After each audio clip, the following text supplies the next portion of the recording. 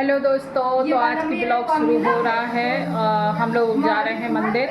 घर का काम हो चुका है, अब जा रहे हैं मंदिर। मंदिर में चल के आप लोगों को दिखाते हैं। आप लोग भी हमारे यहाँ बजरंग, आज है मंगलवार, तो मंगलवार के दिन बजरंगबली का अलग ही महत्व होता है। मतलब उनका महत्व तो हर दिन होता है, लेकिन मंगलवार चूँकि उनका कुछ ज़्यादा ही फेमस होता है।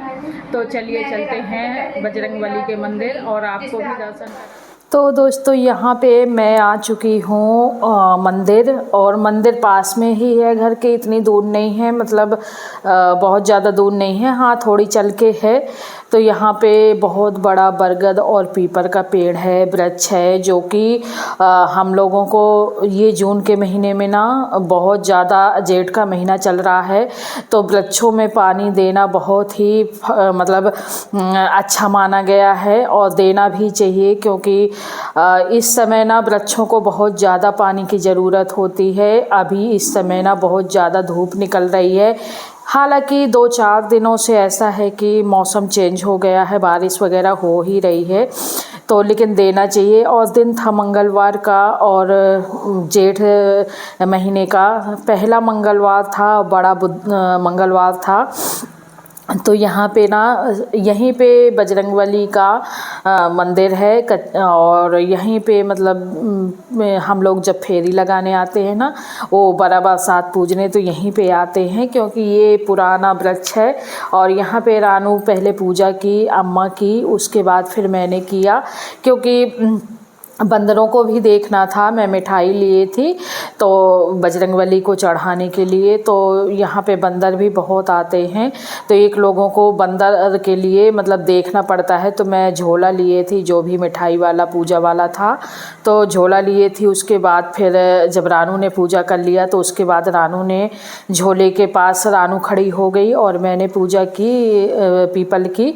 और धूप काफ़ी हो चुकी थी, क्योंकि ऐसा होता है ना कि मैं घर से तो टाइम से हम लोग निकले थे, लेकिन वहाँ पहुँच के क्या हुआ कि मुझे याद आया कि मैं बाती लाना भूल गई। हालांकि घर में मुझे बार बार ये लग रहा था कि मैं कुछ भूल रही हूँ, कुछ मुझे लेना है, कुछ भूल रही हूँ, पर बिल्कुल भी दिमाग में नहीं आया कि मुझे बाती लेना है। और जैसे मैं मंदिर के दरवाजे तक पहुँची वहाँ, तो मुझे याद आया कि मैं बाती नहीं लाई।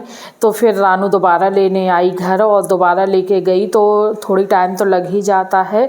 और यहाँ पे जो बजरंगबली जी बैठे हैं, और मैंने उनको स्पर्श नहीं किया, क्योंकि जो मंदिरों के प्राण प्रतिष्ठा वाले मूर्तियाँ होती हैं, मतलब प्राण प्रतिष्ठा जिनकी होती है श्री विग्रह की, तो वहाँ बजरंगबली को औरतें नहीं छूती हैं। तो मैंने उनकी दूर से ही पूजा की, उनको स्पर्श नहीं किया, दूर से ही उनको चंदन चावल मतलब वो कर दिया, दूर से ही मिठाई रख दी। ये देखिए मैंने मिठाई यहाँ पे रख दी है, दीपक जला दिया, फूल चढ़ा दिया, लेकिन दूर से ही उनको छुआ नहीं है। और प्रसादी में मैंने तुलसी दल घर से ही लेके आई थी, तुलसी की पत्तियाँ, तो तुलसी की पत्तियाँ भी डाली।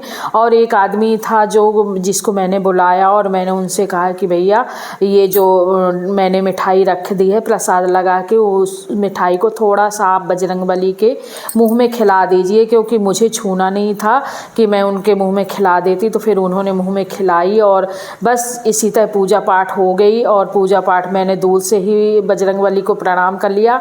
आरती जो मैंने दीपक जलाया था, दीपक की आरती ले ली, और बजरंगबली को दूर से ही प्रणाम कर लिया, उनको स्पर्श नहीं किया, छुआ नहीं। उसके बाद जो भी मिठाई रखी थी, और बजरंगबली से प्रार्थना तो सभी भूल चूक माफ़ करिएगा प्रभु, ये तो सभी देवी देवताओं से बोला ही जाता है, तो उनसे प्रार्थना करके क्षमा मांगी जाती है। और फिर जो भी मिठाई रखी थी मैंने जो रखी थी, तो सब मैं अपने दुपट्टे के गोदी में ले लूँगी। मतलब हमेशा साड़ी पहने हो तो साड़ी के छोर में लेना चाहिए, दुपट्टा हो तो दुपट्टा के छोर में लेना चाहिए, और भगवान की जो भी प्रसादी है तो हमें अपने छोर में ही लेना चाहिए। तो यहाँ पे मैंने ले लिया है, और यहाँ पे कोई पंडित जी नहीं रहते हैं, क्योंकि ये ऐसी जगह है मंदिर, मतलब कि जो यहाँ पे एक लोग रहते हैं वही अपना सुबह शाम पूजा कर देते हैं। बाकी यहाँ कोई अभी पंडित जी नहीं रहते हैं। खैर कोई बात नहीं, मैंने चढ़ा दिया और अब मैं प्रसाद ले ली हूँ और बस सभी को मतलब प्रसाद जो लोग हैं पास में तो प्रसाद ही दे दूँगी। और अब आ गए थे हम लोग थोड़ी ही चल के माता रानी का भी मंदिर है, यहाँ पे आनंदी माता बैठी हैं हमारे यहाँ, तो उनकी पूजा की मैंने। और यहाँ मैं ना चप्पल पहन के नहीं आई थी, क्योंकि जब मैं मंदिर ढालने जाती हूँ ना जल चढ़ाने, तो मैं चप्पल पहन के नहीं जाती हूँ। तो अभी इतनी ज़्यादा धूप हो रखी थी कि फिर जब मैं यहाँ से मंदिर से गई ना तो बहुत गरम गरम लग रहा था। तो चूँकि अम्मा ने बोला और रानू ने भी बोला कि मेरी वाली चप्पल पहन लो, मैंने नहीं पहना। मैंने कहा कि अब मैं अगर पहन लूँगी तो तुम लोगों को गरम लगेगा, तो एक ही है, मतलब मुझे गरम लगे या तुम लोगों को गरम लगे, तो इससे अच्छा मैं ही गरम में चल लूँगी और तुम लोगों को क्यों गरम लगे। मैंने बस यही करके फिर मैंने चप्पल नहीं पहनी और आनंदी माता की पूजा की। हमारे जो जहाँ हम लोग रहते हैं ना वहाँ पे उस मोहल्ले में आनंदी माता बैठी हैं और आनंदी माता मतलब हर जगह जो माता रानी बैठी रहती हैं, हर जगह पहाड़ों में बैठी रहती हैं। और यहाँ पे मतलब पहाड़ पे नहीं हैं, लेकिन मतलब यहाँ पर भी चौतरे में बैठी हैं और मेरे ससुराल में भी चौतरे में बैठी हैं और मेरे मायके में जो माता रानी हैं वो पहाड़ के ऊपर बैठी हैं। तो आप लोग देख सकते हैं यहाँ पे शारदा मैया का मंदिर बना है, भोलेनाथ का मंदिर बना है और आनंदी माता का। और बंदरों को देखिए, बंदर ना लड्डू के लिए टेके बैठा था, तो उसको मैंने थोड़ा सा लड्डू रखा तो आया, तो पहले भोलेनाथ के ऊपर जो चढ़ा था लड्डू उसको उसने खाया, उसके बाद जो मैंने दिया था उसको आके खाया। उसके बाद मैं आ गई थी घर और घर की भी पूजा की मैंने। आज बहुत ही लेट हो गया था खाना बनाने में, तो मैंने ना, और जीजा जी भी आए हुए हैं, मतलब इनके मौसी के बड़े दामाद जी आए हैं, तो नंदोई जी, तो जीजा जी भी आए हुए हैं। तो जल्दी से फिर मैंने खाना वगैरह बनाया, आके घर में पूजा की और घर की पूजा करने के बाद फिर मैंने सिंपल सा खाना बनाया। सब्जी करू करेला जो होता है ना, करेला, तो उसको मैंने ऐसे ही काट लिया था और काटने के बाद आलू के साथ उसको मतलब बना लिया है और सिंपल सी सब्जी और सिंपल सी रोटी बनाई मैंने। और उसके बाद खाना पीना होने के बाद फिर मैंने ना जो 2 महीने से मलाई मैंने जुहा के रखी थी, जिसको घी बनाने की नौबत आ ही नहीं रही थी, क्योंकि मेरे घर में ना इस महीने मतलब एक मेहमान जाते हैं, दूसरे आ जाते हैं, दूसरे जाते हैं, तीसरे आ जाते हैं, यही 1 महीने से मेहमानों की ही वो लगी हुई है। तो बस उन्हीं के बनाने खिलाने में पूरा वो हो जाता है, काम बढ़ जाता है। तो ये घी मैंने 2 महीने की मलाई निकाली और आज इसका वो हुआ कि मतलब आज इसके बनाने के लिए सैत आई। तो देखिए यहाँ पे घी भी बन गया और घी को मैं छान के रख दूँगी। जो इसके नीचे का महिरा निकलता है ना, उसको या तो इसमें शक्कर मिला के किसी पेड़ पौधे के नीचे डाल दो, या तो चींटियाँ आती हैं, चींटियाँ खा लेती हैं, या फिर मैं ना अगर वहाँ पे पेड़ पौधों के पास ना डाली तो कुत्ता है जो सेंटा, वो उसको डाल देती हूँ, वो बड़े चाव से खा लेता है। अगर उसको भी ना पसंद आया तो फिर जो गाय आती है ना, गाय को डाल देती हूँ, वो भी बड़े चाव से खा लेती है। तो ये सारी चीज़ें तो सबको बहुत पसंद आती हैं, चाहे गाय हो या कुत्ता हो या चींटियाँ हो। आप थोड़ा सा शक्कर मिला लीजिए इसी में और इसको पेड़ के नीचे डालिए, उसको चींटियाँ आराम से खाएंगी। आप शक्कर के साथ साथ आटा भी मिला सकते हैं, बड़े अच्छे से खाती हैं चींटियाँ, और कुत्ते भी खाते हैं, गाय भी खाते हैं। तो ये सारी चीज़ें बर्बाद ना होनी चाहिए। आप ऐसे ही मत नाली से बहाइएगा, क्योंकि ये है तो घी ही मलाई का। और देखिए यहाँ पे अब हो चुकी थी शाम हो चुकी थी। तो शाम को ना मैं फिर से झाड़ू लगाने लगी और जो कमरे में सोफ़ा वगैरह थे, ऐसा होता है ना कि बच्चे हैं बैठ गए, हम ही लोग बैठ जाते हैं, तो यहाँ पे मैं शाम हो चुकी थी और शाम को मैंने ना दोबारा से झाड़ू लगाई। और झाड़ू लगाने के बाद ये जो सोफ़ा होता है ना, बच्चे बैठते हैं या हम लोग बैठते हैं, कोई भी बैठता है तो सोफ़ा कवर ना पहले खिसक जाते हैं। तो फिर मैंने झाड़ू लगाई और सोफ़ा को अच्छे से सोफ़ा कवर बिछाया सोफ़े में, क्योंकि कोई ना कोई आता है तो सीधे यहीं बैठ जाता है सोफ़े में, तो फिर वो गंदा दिखता है ना, सोफ़ा कवर हटे होते हैं। और यहाँ पे फिर मैंने लगाई पूरे घर में झाड़ू, क्योंकि इस समय ना आंधी वगैरह बहुत आती हैं। आंधी वगैरह आई ना तो बहुत ज़्यादा धूल हो जाती है घर में, और घर में धूल तो मेरे 12 महीने हो जाती है, हमेशा हो जाती है, लेकिन आंधी वगैरह आई तो और भी ज़्यादा हो जाती है। तो यहाँ पे दोबारा से शाम को झाड़ू लगाना ज़रूरी ही हो जाता है।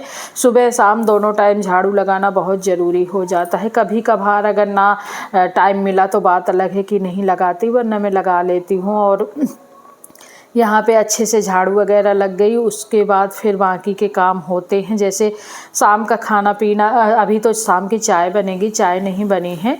तो यहाँ पे अभी मैं झाड़ू लगाने के बाद शाम को चाय बनाऊंगी, तो चाय के साथ कुछ नाश्ता बना दूंगी। देखते हैं क्या बनाती हूँ, तो आप लोग भी एंजॉय करिए।